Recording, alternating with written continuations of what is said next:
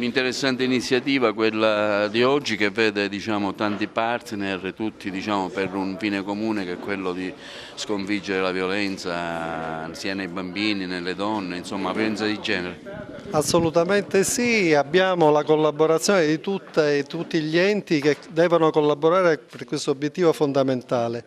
Quello che è importante è la prevenzione, la formazione di tutti gli operatori e la collaborazione fra gli enti e fra le istituzioni che convergono sul territorio e che sono fondamentali perché questo diventi un'operatività giornaliera. Non dobbiamo intervenire per quello che è successo, dobbiamo intervenire perché non succeda. E allora la formazione è fondamentale, ma la formazione deve arrivare alle forze che operano sul territorio e alle singole famiglie, cioè dobbiamo far capire qual è il discrimine tra un comportamento corretto e un comportamento anomalo e si deve capire partendo dalla realtà familiare, dalla realtà di tutti i giorni. E la collaborazione di tutti è fondamentale. Dottore Aurin, come valuta questa iniziativa di oggi?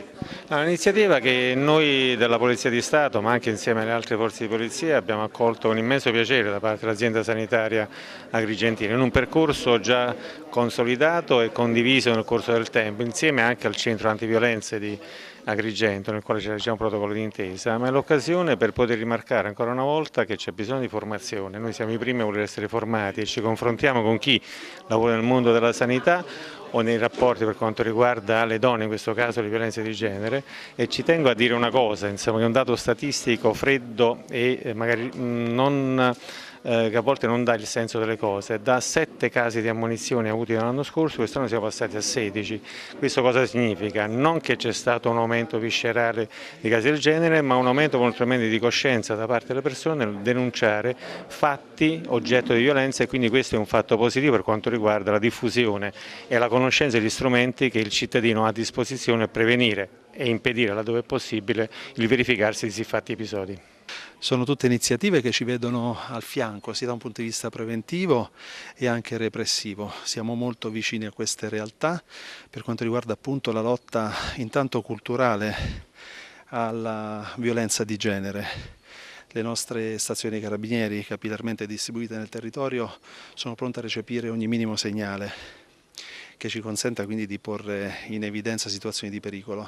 Per cui rinnoviamo il nostro invito a tutte le donne che abbiano sentore anche del minimo segnale inquietante di rivolgersi ai nostri comandanti di stazione, che sono appunto dei grandi presidi per poter recepire questi segnali e poter poi affrontare positivamente per la soluzione di eventuali problematiche. L'ASP di Agrigento nell'organizzare questo corso ha preso in considerazione anche l'aspetto legale, perché alla fine noi sappiamo che diventa uno degli strumenti di strategia contro la violenza e quindi sono stata invitata insieme al presidente, il dottore Cardinale, insieme all'avvocato Angela Riggio, insieme all'avvocato Pierluigi Cappello e l'avvocato Davide Santamaria, e cureremo gli aspetti legali appunto di questa della vicenda della violenza sulle donne.